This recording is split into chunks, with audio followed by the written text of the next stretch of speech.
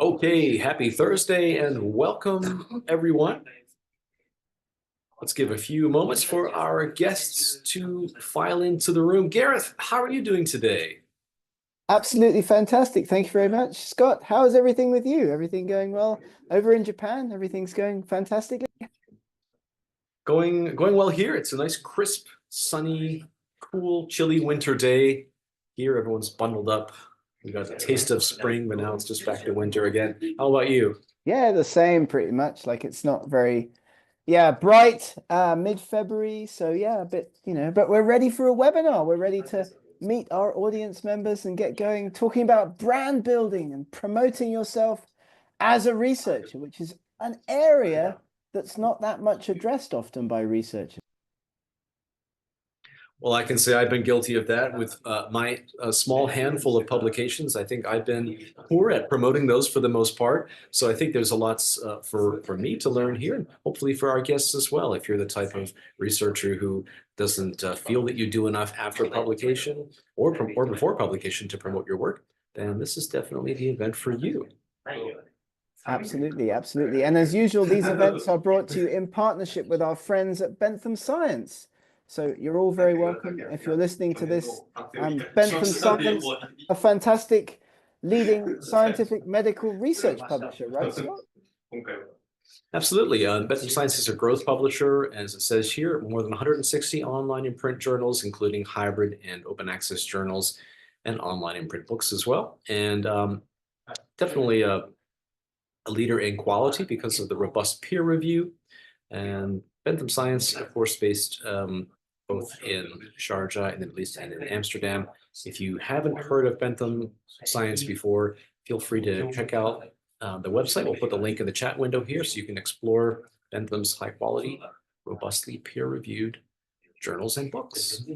Absolutely. We do webinars for Bentham at least once a month. So do have a look at the website. We'll give you the link to the Bentham Science webinar website as well. This is a fantastic opportunity to check out Bentham's content before we get started with our webinar today. As Scott was saying, more than 160 online and print journals, of which 126 are hybrid, so you can publish in them without charge, or you can convert your article to a fully open access article, a gold open access article, as we'll talk about in our event today, or you can choose from one of the 40 Bentham fully open access journals. So do have a look at benthamscience.com if you haven't before. Fantastic opportunity. Scott, we've got a special offer for our librarian guests, haven't we? We do. If you are a library sciences manager representing an institution, then feel free to click the QR code and get yourself set up with a 3-month trial. There's absolutely no obligation. It's dead easy, and you can trial all of Bentham's high quality publications for free at your institution for up to 3 months. It's a great chance just to get introduced to and get familiar with Bentham's high quality offerings. So if you're a library sciences manager, just click the code and the Bentham Science team will get in touch with you and set up a free trial for your institution. 3 months free. We'll show you the QR code again at the end of our event today. You can get access to absolutely everything completely free of charge for a year. Sorry, 3 months. That was a slip of the tongue there. We'll show you the QR code again at the end of our event. And do let us know where you're joining us from today. I see a few colleagues have already done so. I'm in Hungary, Scott's in Japan. Where are you joining us from today? Put that in the chat box. We'd love to meet you. We'd love to learn. Yeah, feel free to let us know in the chat where you're joining us from. We love to hear from everyone and see where you're joining us from all around the world. And regardless of your discipline, whether you're an early career researcher, an experienced researcher, library sciences manager, a funder, no matter who you are, all are welcome. So thank you for joining us today, taking time out of your busy day to join our event. We always appreciate it. Thank you all so much.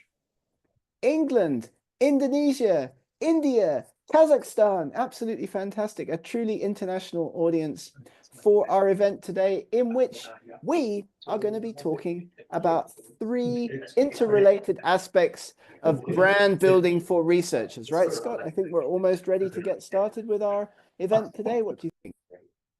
I think we're almost ready to jump in. This is an area where I always learn a lot from joining these events with you, Professor Dyke, because you've definitely got me thinking about the importance of doing just a bit more, or in some cases, a lot more, to promote research to a global audience. It's not enough to just publish and sit back, is it?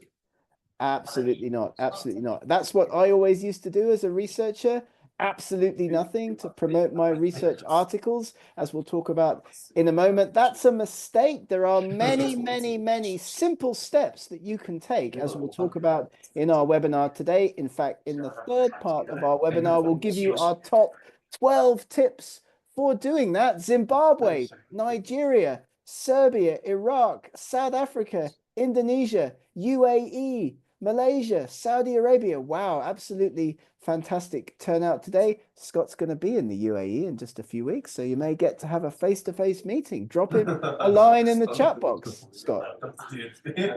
Would be happy to meet up, sure. And just before we do start tonight's presentation, just a reminder that we will be sending out certificates tomorrow for everyone attending today. So no worries there. We'll also send you a link to the full recording with a transcript so that you can review. We tend to blast through a lot of useful information in Dr. Dyke's talk. So if you miss anything, no worries. We'll send you the full recording. You can always review later at your leisure and catch anything that you missed. And feel free to share your comments here throughout Dr. Dyke's presentation. I'll be engaging with everyone in the chat. And remember, we also have Q&A at the end of the session today. So feel free to type your questions in the Q&A panel. And we'd love to hear your questions. We'd love to know what your pain points are as far as brand building yourself as a researcher. If you have any questions, Dr. Dyke and I will be happy to answer them at the end of the talk today. So engage with us, put your comments in the chat, put your questions in the Q&A, and over to you, Professor. Fantastic. Thank you, everybody, once again for joining us today. If it's the morning, good morning. If it's the evening, good evening. We are going to be talking about three very important, I think, related aspects of how you can maximize the impact of your publications and build a brand around yourself, your research group, and your research outputs as you build your research articles and you develop your research publishing career. So let's talk a little bit about things that you can do before your papers get published. Let's secondly talk about a few things that you can do after your articles get published. And then to finish with, we've put together our top 12 tips, 12-step program, if you like, to help you maximize your article's impact, to maximize the outputs of your research. So let's get going. Let's dive in. Let's begin with a few tips and tricks for maximizing your article's brand, the outputs, the promotional value of your article. And of course, that can translate to citations before publication.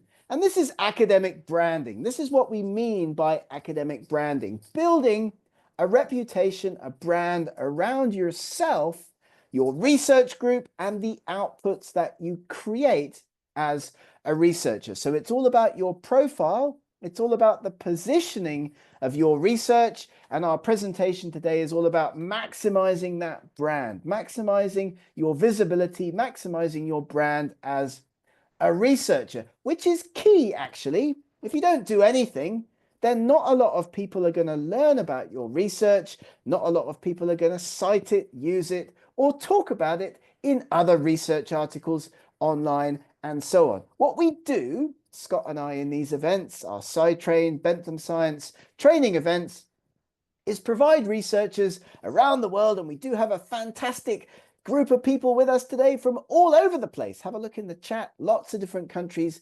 represented. Roadmap for successful publishing. We talk about preparation.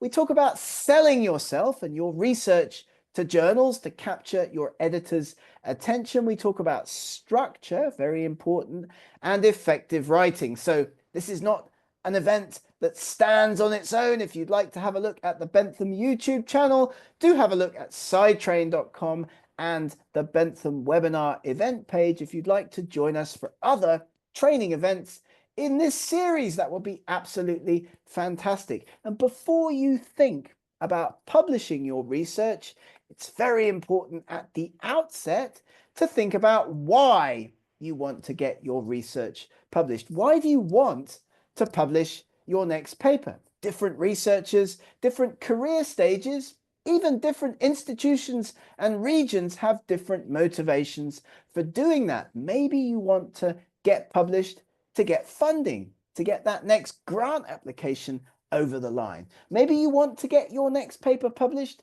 to get promoted, to get tenure, to move up that academic greasy pole, as we like to talk about. Or maybe it's just to develop research and development. I used to work with an academic from Argentina who used to always say, I like to publish papers so that when I'm dead, there'll be a record of the work that I do, which I always thought was a bit of a strange thing to say, but nevertheless, that was his motivation for getting his work published. Perhaps, as is the case in many institutions, many research institutions, countries around the world, you want to get published to get your master's or your PhD. Often an English Scopus SCI article is a requirement for successful graduation. Your motivations, as we're going to talk about, can be quite different, are often very different to the motivations of editors and reviewers. And having that mindset when you put your papers together, when you construct and write your research articles and submit them to journals, thinking about what you're doing with respect to what editors and peer reviewers would like to see is a very important skill to learn if you're going to be successful getting your work published. In terms of impact, though, which is what we're talking about today, we're going to think about inputs, outputs, societal benefits, outcomes, and your intended impact of your research. And this is a great slide. It's fantastic for grant applications.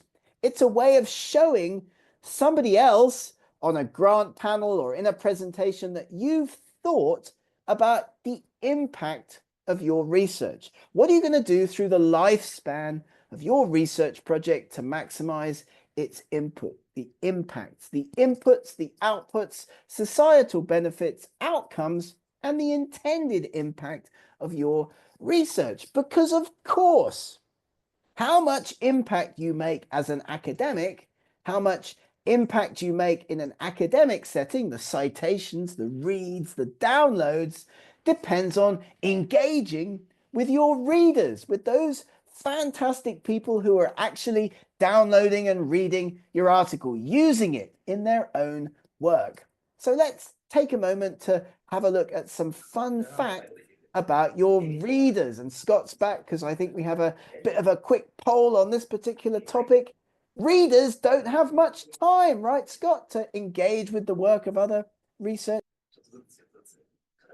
Right, exactly. And I think another key point to remember is that most people reading our research papers themselves are not natives of English. As you said at the bottom, I think that's a key point on this slide here.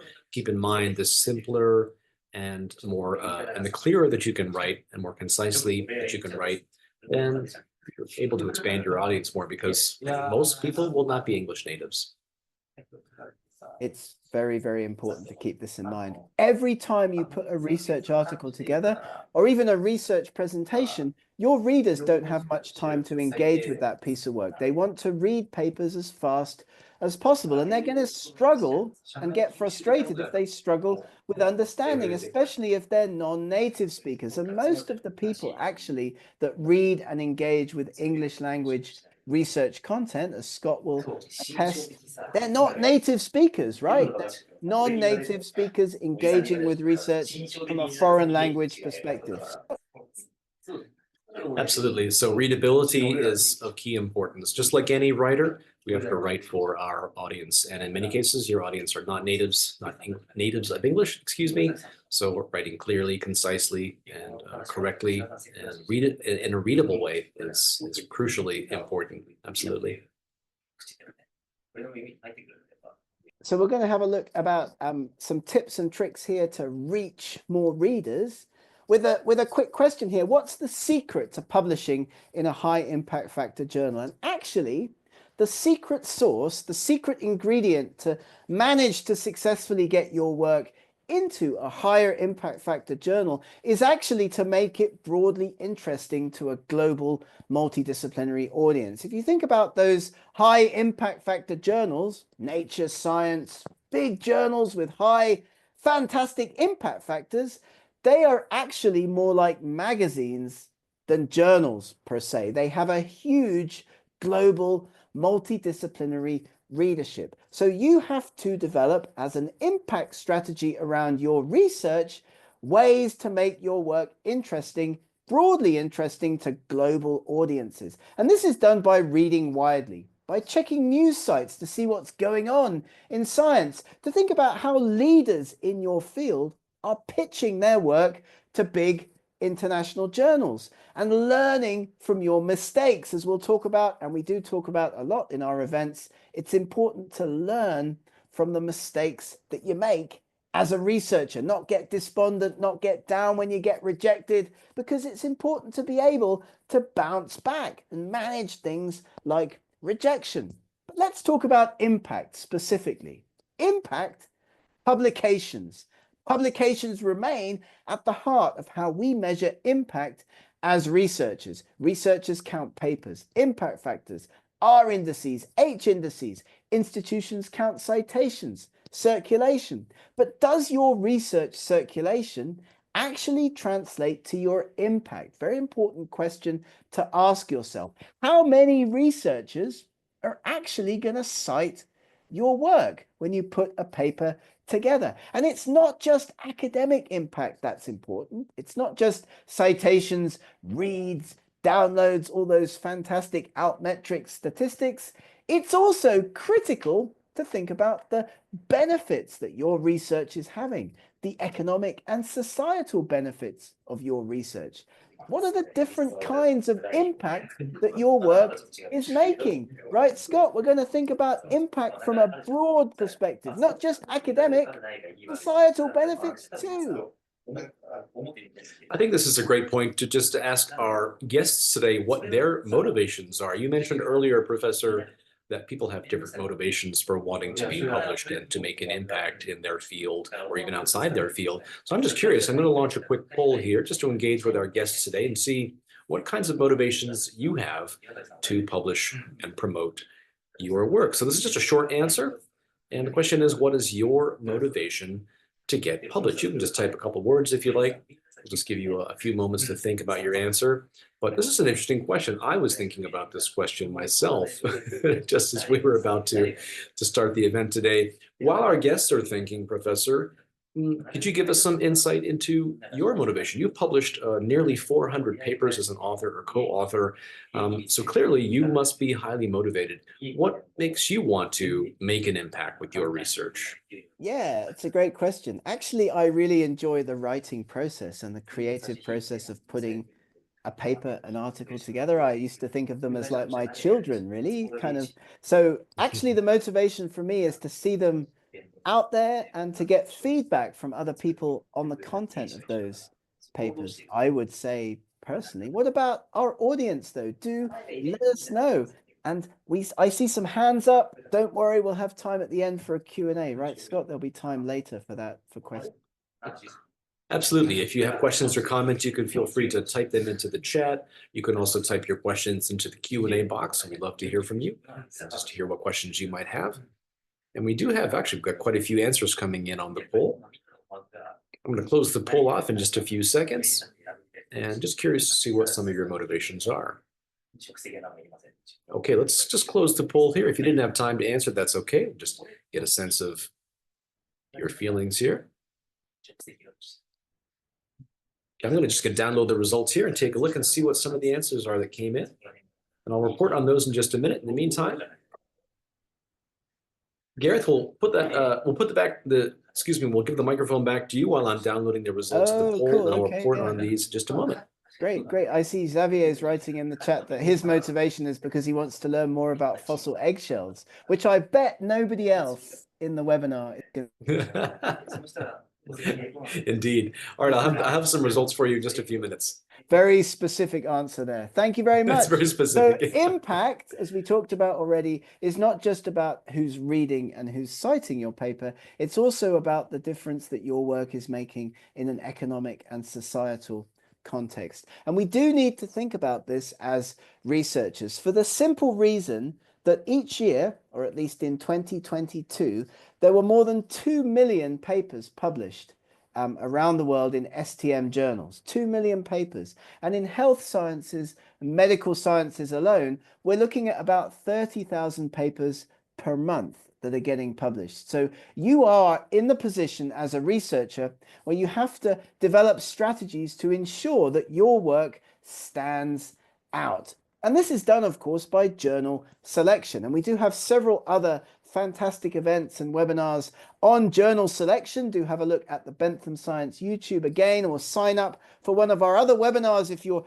keen to learn more about journal selection. But researchers think about accessibility, impact factor, and whether or not the journal is peer reviewed when they think about when, where, and how to get their work published. So impact factor, reputation, reach within a field, and open access when choosing a journal, selecting a journal for research, for publication. People like to consider time to publication. How fast, how quick, how long will it take for this article, for this research paper to get published? What's the impact factor going to be?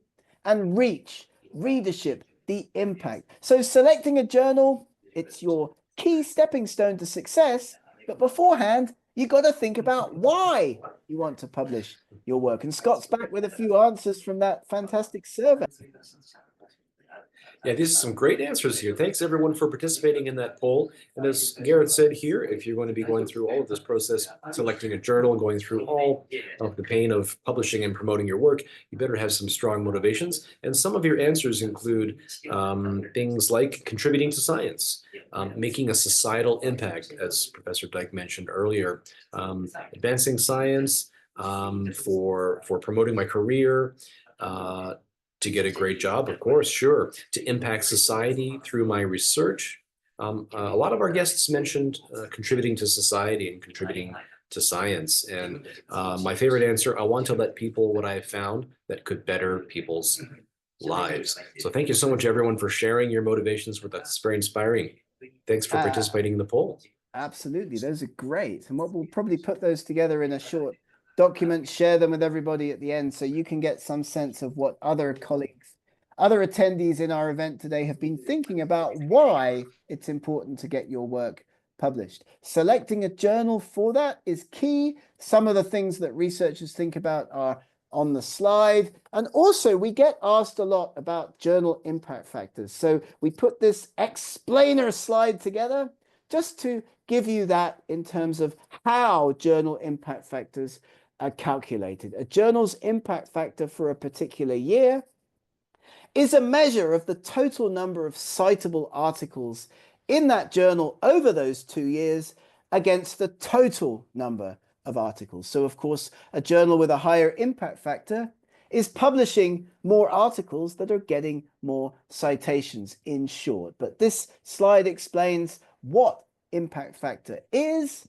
Impact factor, of course, as a metric for impact is problematic, as you can see here, because if you're lucky enough to work in science, health sciences, and engineering, you've just got more journals that you can aim for that have an impact factor. Whereas in business and law, arts and humanities, as you can see on this graphic, there are simply less journals for you to go for with your research. So if your institution, for example, or your funding agency or your national government is interested in journal impact factor, the field in which you work needs to be weighted against that, which is an issue for researchers around the world. And I'm sure something that we'll talk about, we'll touch on in our Q&A at the end of this webinar today. Another very common question is about open access. And we have whole events, whole webinars on this very topic. But don't forget to look at Bentham Open,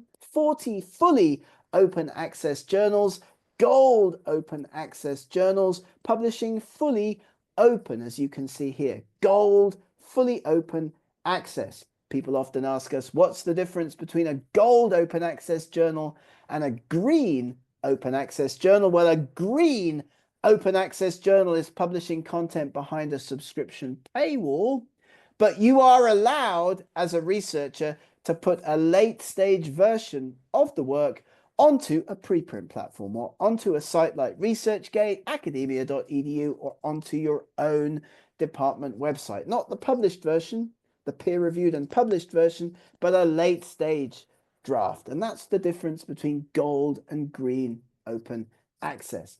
We're going to talk more about our top tips for writing highly cited papers a little bit later on in our event today, but just quickly, here's a few tips for writing a highly cited paper. Your key considerations are around accessibility. Open access articles get about 7 times more citations and downloads than articles published behind a paywall, behind a subscription paywall. So do have a think about that in terms of maximizing your impact, dissemination, how your journal publicizes the content, and academic authority as well. We're going to be helping you. We're going to be training you. We're going to be providing tips and tricks in this event and in other webinars, helping you to solve real-world practical research problems, thinking big, collecting data over long timescales, publishing with researchers who contribute to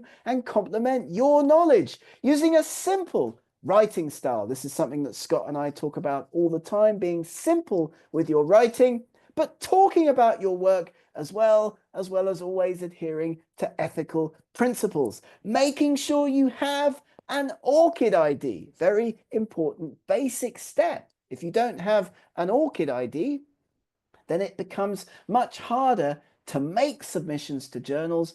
It also becomes much harder for other researchers to find you and learn about the work that you're doing. So if you're listening to this and you're thinking, I never bothered to get an ORCID ID, it's a good idea to get one. It's a great way to be identified by other researchers. Which brings us to the end of part 1 of our event today. Tips and tricks, things to do before you publish your paper. How are we doing, Scott? Everything going okay so far?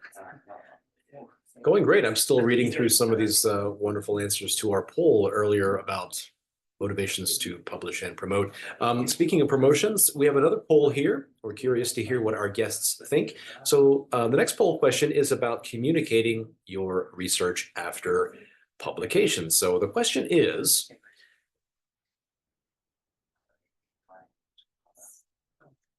how confident do you feel about communicating your research to the public? There are 4 choices. Very confident, just like our friend Professor Dyke here, somewhat confident, just like myself, not very confident, or terrified. How do you feel about communicating your research to the public? I used to always feel terrified, actually. But it comes with practice. And if you need tips on giving presentations, do sign up for one of our presentation skills webinars, right, Scott? We have a number of those at scitrain.com. Absolutely. This is a common pain point, I think, for many researchers. A lot of researchers that I know and work with feel not very confident at all. Even absolutely brilliant researchers can sometimes feel a lack of confidence in communicating their research to the public. So let's see what our guests today think. An interesting snapshot from the group that we have with us today. Looks like we got some quite experienced people with us, Scott. Indeed. We've got some confident researchers here. Let's close off the poll and see what the results were. So I'm going to share the results here. Here we go. As you can see, very confident, 29%. That's among the highest I think I've seen. That's great. Somewhat confident, 54%. Not very confident, 15%, and terrified, 2%. Well, if you do feel not confident or terrified, don't worry. You're not alone. Clearly, nearly a third of our guests today do not feel confident in communicating. So part of our goal tonight is to help you to feel at least a little bit better and to equip you with some tips and techniques to at least get you started on that path and feeling better about promoting your research to a global audience. So thanks for sharing your feelings, everyone, and back to you, Professor. Absolutely fantastic. I see Patrick's asking, how do I get an ORCID ID? Well, that's easy, Patrick. ORCID.org, ORCID.org. It's a not-for-profit. You can go there right now while the webinar is still in progress and sign yourself up for an ORCID ID. Having talked about things that you can do before publication, let's have a quick look at what you can do after your article has been published, including giving talks, presenting, blogging, putting your work out on social media. But it's important to actually do something. Don't be like me, sitting in the hammock, looking at the nice mountain, doing absolutely nothing when your papers get published. That is a bit of a mistake. You can't expect all of those fantastic media outlets, social media channels, other researchers to just find your work on their own. Some of them will, of course, but there are many things that you can do to promote your work, to celebrate it, talk about it at international conferences, online and in person. Get on social media, do the old-fashioned press release. We put one of those together just the other day. They're still used. I know, very last century, but they're still used as a way of disseminating the outcomes of your research to the media. And be aware of tools that people use, like the fantastic Altmetrics. Maybe you've seen those funky little colored wheels on the top of research articles. They're great because they tell you in real time the actual online activity around a research paper. Citations take years to build up, but you can look in real time with Altmetrics. It tracks blog articles, Wikipedia, Reddit, different social media platforms, how many times your article's getting mentioned. So it's absolutely fantastic. Do have a look at Altmetrics as a way of talking about your research, managing your research, and tracking your article's impact. It's fantastic. It's a great thing to do, to give a talk or a job interview or put together a grant application in which you've actually got some measurements about your research. If you give me this money, I'll write some papers that are likely to get cited this many times, talked about online this many times. And do get involved in academic social networks. Where are the other researchers in your research area hanging out online? Is it on ResearchGate? Are you sharing your research, building connections? Don't forget that often you can't put PDFs of published work onto sites like ResearchGate unless the journal you've published in is a gold open access journal, but you can put a late stage draft. And do get in touch with us. Do ask us if you have any questions. Different publishers, different journals have embargo periods about the posting of the final version. So different publishers you can see here: Springer, Nature, Wiley, Elsevier, depending on the journal. But in some cases, as you can see here, Wiley, Elsevier, they're not going to allow you to post the final PDF of a published article for several years after the publication, so they can maximize their revenue from subscriptions. We may or may not agree with that, but it is worth knowing about this so that you don't fall afoul of any of these issues. Don't forget to talk about your work. Write those press releases. You'll get increased visibility, downloads and citations. And we do have a responsibility as researchers.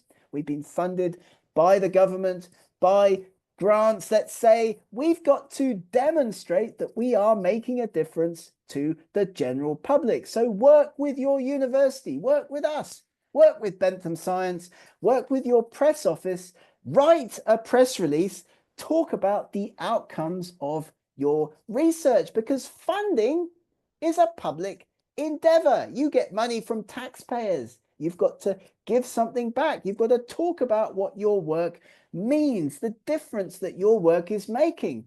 In grant applications that I used to put together back in Ireland, there used to be a box on the grant application that asks you to talk about why this research is important for the local population. And by the way, we're doing a webinar on grant writing in just a week's time. So maybe Scott will drop the link into the chat if you'd like to join us and learn about grant writing. That would be absolutely fantastic. It's important to boost your citations. As we've talked about, readers are key in academic publishing.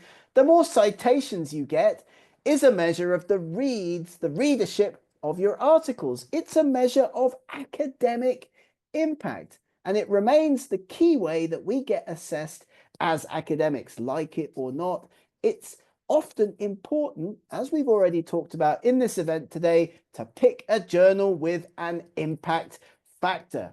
And a citation index is also important to know about. These are indexes that track references in the bibliographies of published papers, and they provide us with a range of AI tools as well at the moment to search and analyze the literature. Our favorite Jenny.ai, Cite.ai, enabling users to gather data on the impact of journals, as well as assessing particular areas of research activity and publication. And you need to be aware of citation analysis so that you can figure out who is citing and using your work. Who's cited an individual paper that you've written? Where are the most cited, the highest cited articles in your area? So you can copy them, you can go after them, you can publish in the same journals. Which are the best journals in your field?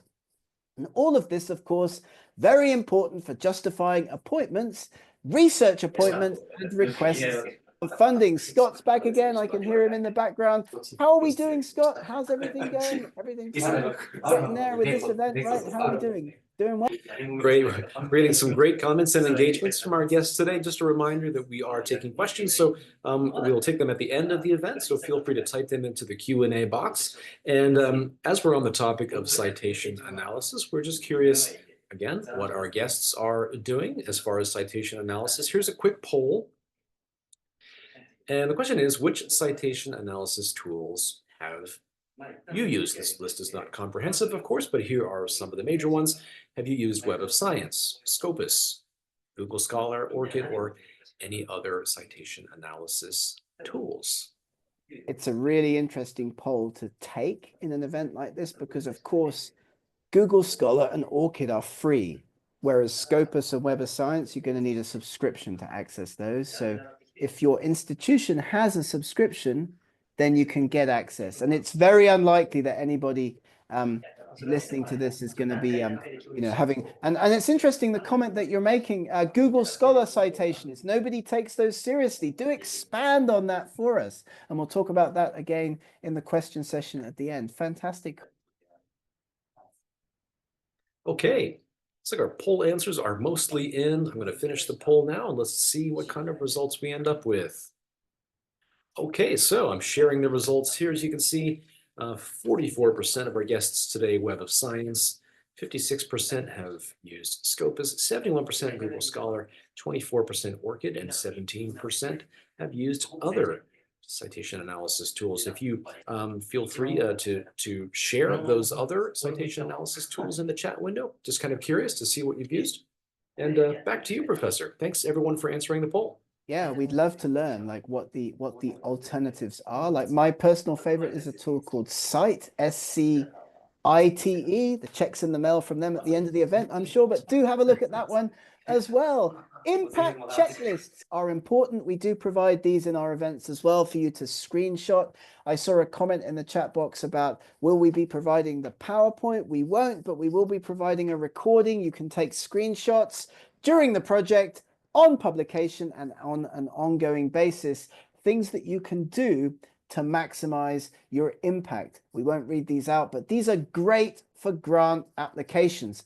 Also, we do encourage you, different areas, different regions, different parts of the world, different research areas are using different social media channels to disseminate their research. So do be aware of, I'm sure you already are, but if you're not, figure out where. If you're in a particular region or country, where can you go online to access other people working in your subject area? And of course, one way to do this is to attend conferences to promote your article, network with other researchers, and identify those key trends in your subject area. I really can't overemphasize the importance of networking, getting involved with other researchers, talking about your work, building your community, because that, of course, is where future job opportunities, grants, collaborations are going to come from. So we've talked about impact before publication.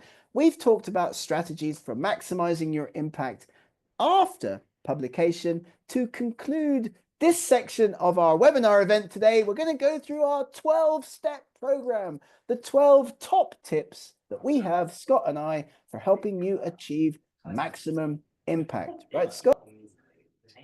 Yeah, I really enjoy your top 12 tips, Professor. There's a lot of great stuff there. And I'm also curious if hopefully everyone's not tired of polls yet, but I'm also curious just to hear what sorts of promotional channels our guests have used. So I'm peppering you with polls today, but let's try one more poll, shall we?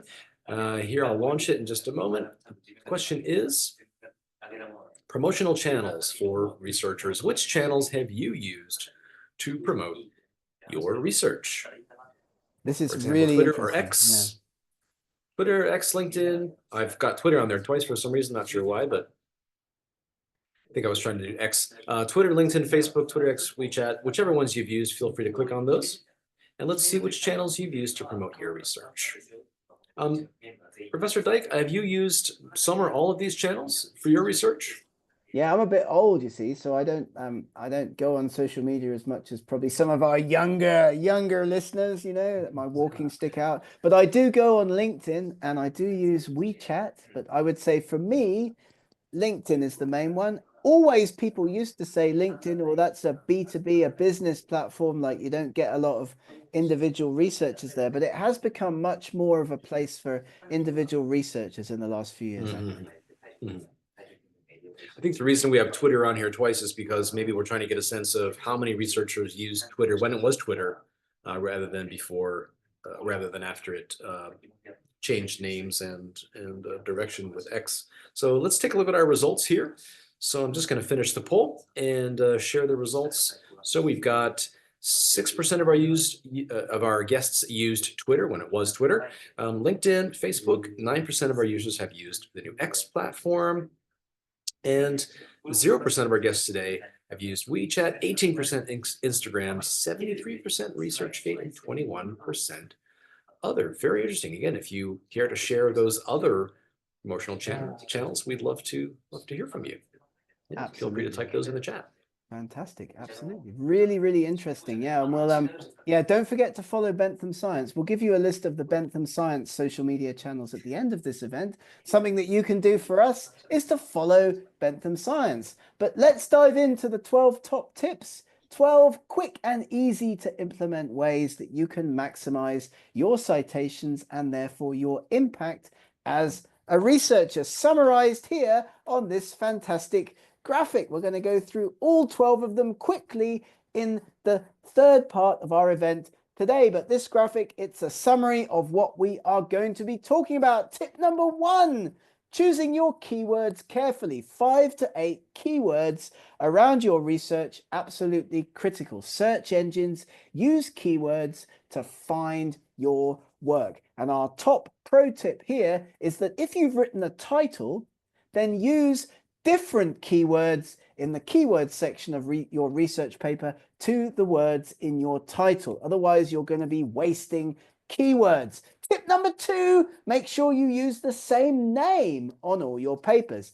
Gareth Dyke, Gareth J. Dyke, G.J. Dyke, G. Dyke. Loads of different ways to say the same name on your research papers. It confuses other people. And one way to implement this, as we've talked about already, as Samuel, I hope, has now signed up for ORCID. Get over onto orchid.org. Use your ORCID ID when making those article submissions. Tip number 3, as we've been discussing in our event today, dissemination and promotion of your research as a journey, not just when it gets published, but throughout the whole life cycle, as we've talked about what you can do before your work gets published. Develop that skill set, develop that groundswell, work on how you can talk about and promote your work in the whole lifespan of a project. So it's constant, it's ongoing.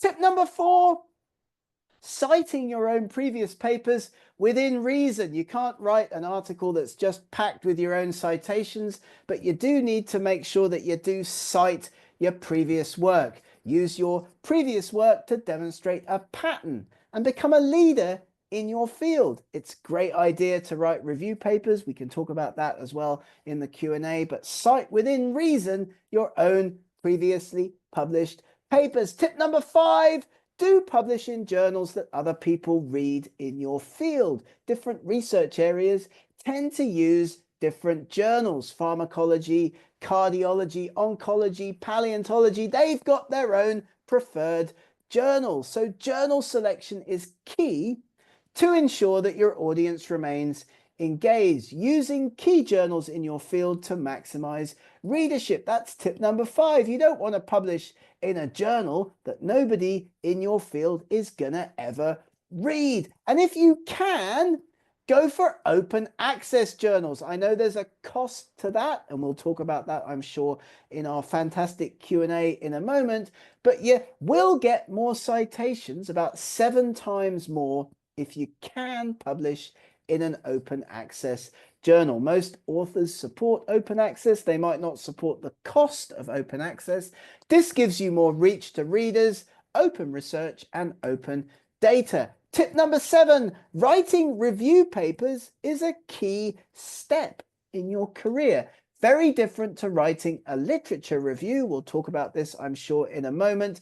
You will want to communicate with editors, get them interested in accepting or processing a review paper that you've written about a key topic, an area of debate, new results, new steps forward in your field. My PhD supervisor used to always say, write 5 or 6 papers and then write a review paper. And I know that Xavier can relate to that because we share the same PhD supervisor. Write review papers. It's a great way to advance your career, as well as, within reason, submitting to special issues, conferences, senior colleagues, key questions, propose to journals, special issues. Talk to editors, ask them, a key journal in your field, is it going to be publishing any special issues? Can you contribute? Because these tend to get highly cited and can be one-stop shops for other researchers to learn about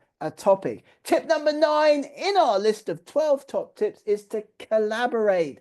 Work with others. This is the key to a successful career. More publications, more opportunities, your personal network, enhance your impact, internationalize your research. You can't collaborate with enough people. It's a fantastic way to build your network, get more opportunities, put out more publications, and build your citations. Tip number 10, of course, is to go for those higher impact factor journals if you can. Target your publications, rank and impact, aiming high, choosing appropriately, and with the help of Scott and I, learning to manage your submissions as well as managing rejection. It happens all the time to researchers, unfortunately, but how you bounce back from those article rejections will determine the future of your career. Checking the impact factor of journals, we've talked about how you can do that in our event today. Tip number 11. You're going to need a comprehensive reference list, not just your own work, but a range of work that shows you have an overall grasp of the subject area. You are on top of your field. So travel back in time, look at a range of languages, check other papers in your field, and actually read everything that you cite in your reference list. We get lots of papers. We come to us for editing. Authors have not read the actual papers that they're citing in the reference list. Tip number 12, be smart with your title. Different words to the keywords. Short is better. Shorter titles get more citations. Less is more. Are you asking an interesting question with your research article title? Attract people's attention, allure them, entice them, get them interested in wanting to read your paper. And as Scott will agree, communication is key. Maximizing your success as a researcher, making sure that you achieve maximum impact with your publications. We've talked about before, after, and 12 tips for success. How are we doing, Scott? Hopefully we have some time for questions. I think we do. We've got just enough time to answer some of our guests' questions. And if you haven't asked your question yet, there's still time. Feel free to type it into the Q&A box. We had a couple of great questions here from our guests. One of our guests asks, why do we recommend ORCID as a citation analysis tool? Great question. It's not that it itself is a citation analysis tool. It's just because it's a unique identifier. It helps you to use citation analysis tools better, if that makes sense. Any thoughts on that, Professor? Yeah, I mean, I use ORCID all the time to dive into the publication track records of other researchers. So you might be investigating a key research article by a particular author. You can quickly look at their you can quickly look at their ORCID profile as well as their Google Scholar profile to see if you've missed something from their publication track record. People have been criticizing Google Scholar. We'd love to learn why that is. Of course, it can be manipulated, but generally gives you a pretty up-to-date list of what Scott has published or what I've published if you're investigating somebody else's publication track record. Thank you for the comments. Everyone gets a certificate, right? I see that mentioned in the chat. Absolutely. We usually send them out 24 hours after this event ends. So just check your inbox in 24 hours, and there should be a certificate link waiting for you, as well as a link to the full recording, the transcript, so you can review at your leisure. And if we missed anything tonight, you can always check the video tomorrow. Some other questions from our guests here, Professor. This is a great one. This is a question that I think I've heard before, and I understand the feeling. The question is, how can I build a strong brand as a researcher without feeling like I'm self-promoting too much? This is a great question. We also preach the other side of which is not to over promote yourself or to inflate your achievements, but at the same time, I think many researchers feel a little bit shy about promoting themselves.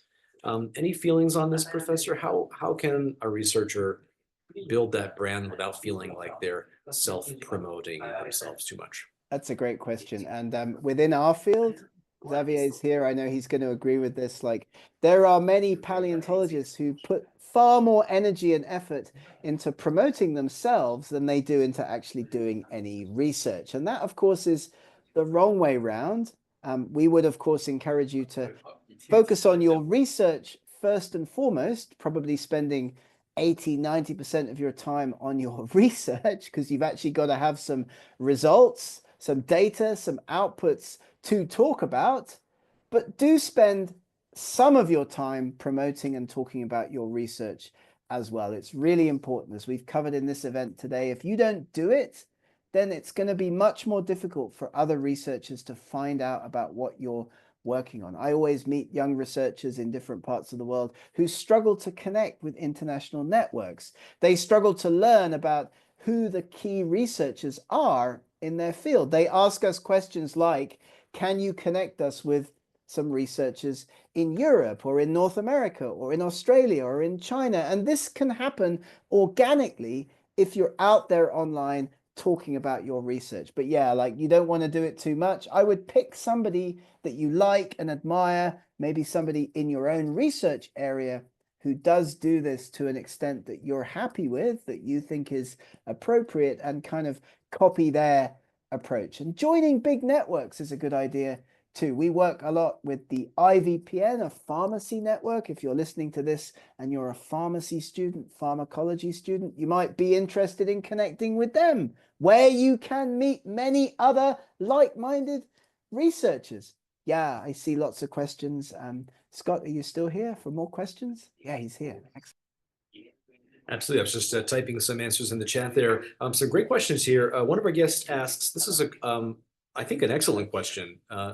It's how can I collaborate with other researchers? Well, we did mention a couple times tonight that it's important to collaborate, but this is a great question. So how do you do that? Professor, what are some ways that we can find collaborators, co-authors, other people to work with on our next research projects?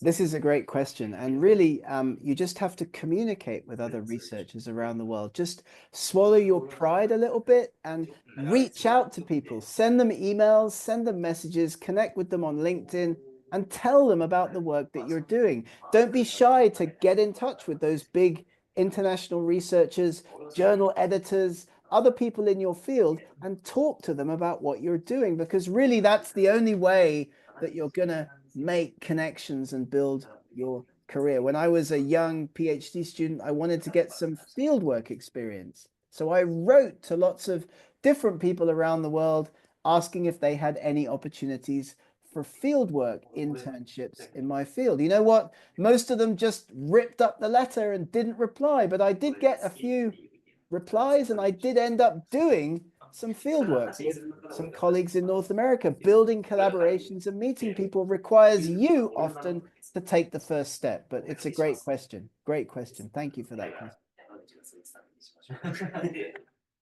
It's a fantastic question. We've got time for a couple more, I think. Do we, Gareth? 100%. Absolutely. Absolutely.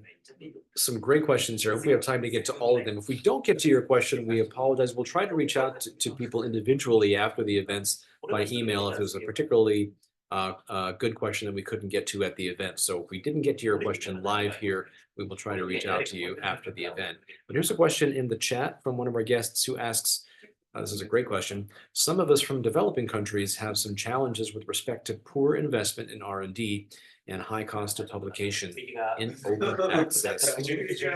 How do we control these challenges? We could do a series of events just on this challenge. It's a fantastic question. It's a very fair question. I think it ties in also to aspects of regional bias and so on. But over to you, Professor. Any thoughts on how we can help tackle some of these challenges?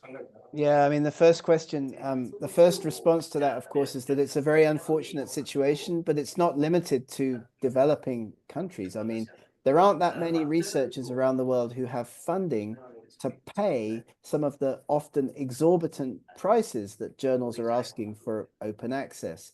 But you can get in touch with the journals and ask them about their waiver schemes for countries. And it's quite possible that they have a scheme, a discount scheme, or even a complete waiver scheme if you are from part of the developing, one of the developing countries, one of the list of countries. So do get in touch in the first place with your journal editor. Don't not send a paper to a leading journal just because you're worried about the potential cost. Get in touch with the editor at the outset and ask about their waiver systems. And this, by the way, applies to PhD students around the world, because very often journals will waive completely the publication fee in a gold open access journal if you ask them to, but you've got to ask them to, right? They won't do it off their own bat. So if you're listening to this and you're a PhD student, do get in touch with a journal before you make a submission and ask about discounts, waivers on publication fees. Great question, Ibrahim. Thank you so much for it. And we're here to answer any other questions. Do connect with us personally if you'd like to ask something as well. Absolutely. You'll see our email address, by the way, in the email that comes out tomorrow. When we send you your certificate, when we send you the video and the full transcript, you'll be able to reach out to us if you have any further questions. And if we could not answer your question live today, we apologize, but we'll reach out to you by mail, and feel free to ask us any questions by email. Again, you'll get an email tomorrow from us. And there's some other great questions here, which I think are worth perhaps addressing in a future event. So there's two related questions here. I'm going to make a mental note, Gareth, so that we can maybe plan some events around this. One question is, how do I write an engaging research summary? I think it means like a plain language summary, a PLS, for a general audience. Great question. Wish I could answer that in 1 minute, but I think we need a whole event or half of an event for that.